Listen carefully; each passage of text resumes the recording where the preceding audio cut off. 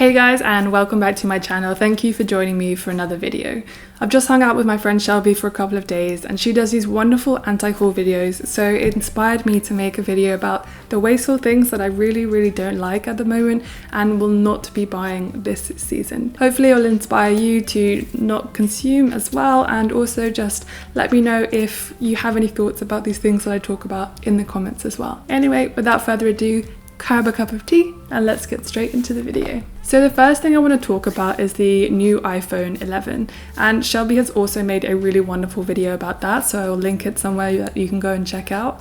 But buying new tech is one of the most wasteful and resource intensive things that we can consume, and it's because phones are made out of so many different elements that come from mining all over the world, and they often involve unethical and unfair working conditions and unfair pay for their workers. Now this does go beyond just phones, but because the phone has just come out and it's this new trendy thing this season, I wanted to talk about it because Apple are, you know, as well as Samsung and other kind of phone companies, tech companies, they are notoriously unsustainable and unethical, and they make their phones with planned obsolescence. So if you remember that time with the iPhone 6, they basically made it so that the battery would die pretty soon, and lots of people had to upgrade their phones or they had to send them back and get another one, and that is an incredible amount of waste. They have also designed their phones so that we can't take it apart and actually put different elements back in it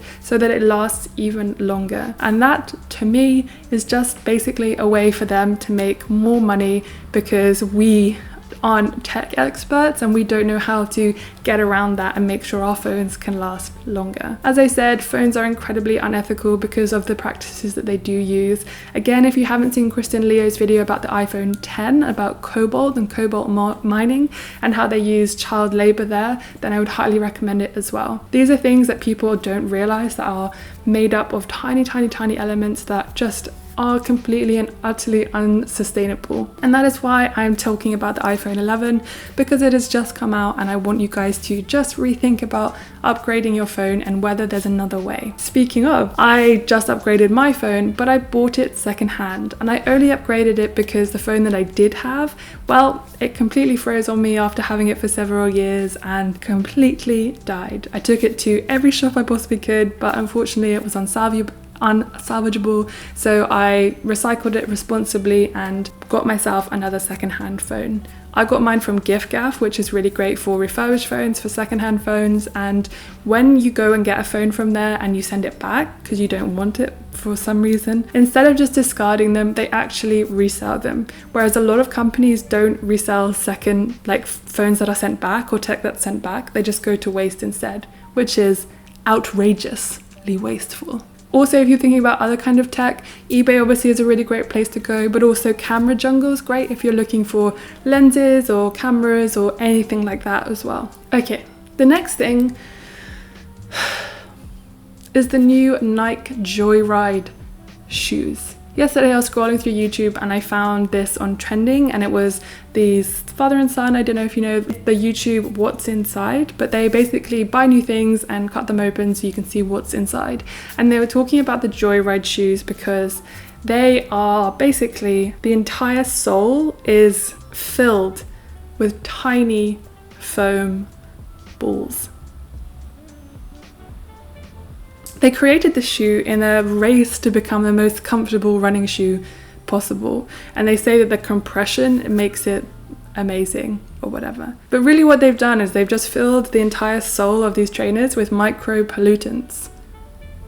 I tried to check out the the materials in the shoe, and they were particularly shady and not very transparent about what they actually were. They just said foam balls, and as I tried to look into more, they just had absolutely no information. But that's how you know that something is pretty obviously fast fashion. And I'm sure you guys know that Nike is actually incredibly unethical, have been accused of using child labor and unfair working conditions in their factories. And also, like, when it comes to fast fashion fast fashion is just inherently unsustainable. And so to come out with this new shoe for ultimate comfort just by creating something that is filled with tiny micropollutants, or like potentially micropollutants, is just completely and utterly irresponsible. It's just another example of these huge brands neglecting their environmental responsibility and making a product that just is inherently going to cause some kind of issue in the supply chain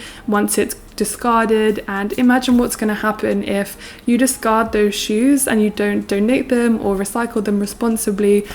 What's going to happen when they break down and all of those balls are therefore released into the environment?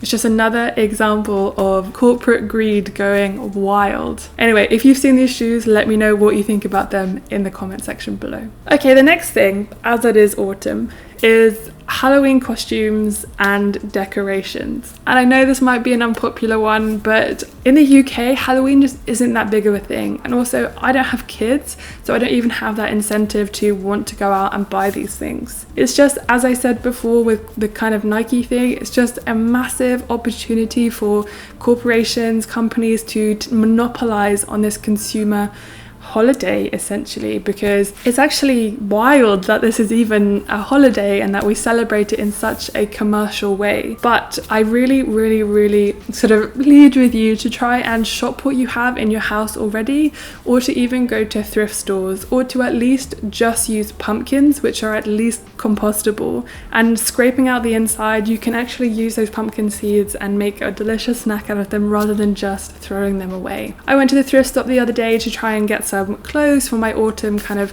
capsule wardrobe, and I found so many Halloween decorations and costumes that were awesome. So you can definitely go and shop there. I know it's tough with kids and they love these kind of holidays, and you might feel the pressure as a parent, and also actually as adults you guys might love it as well and decorating your home. So really highly recommend shopping what you already have in your storage, and also just going to thrift stores, secondhand stores, and seeing what they have there first before going out and purchasing like these kind of single use or disposable or these plastic kind of decorations that are really bad quality and aren't really going to last past this holiday. Now the last one is the Starbucks pink drink. Now I'm sure you know what I think about Starbucks anyway. They don't pay their taxes. Everything is ridiculously unsustainable when it comes to their disposable packaging, and also their attempt at getting rid of straws and replacing it with a sippy cup lid is absolutely ridiculous. I mean, for one, that's not more sustainable, and two, you've now just made it harder for those who have disabilities to shop at your store. Yeah, as you can tell, I'm not a fan. But the whole point of this pink drink is just, it honestly, it still surprises me how many Starbucks I see when in the US. It's wild. Yes, of course we have them in the UK, but we just don't have as many. They're not on like every corner, for example. But anyway, this pink drink is just another example of a company using a marketing strategy to entice consumers to purchase something else that is clearly marketed at women. I mean, statistically, we do purchase more, but still, knowing that and having that data just makes them be like, oh, let's create a drink that's pink, and then it will entice all of these women who love pink to come and buy our drink.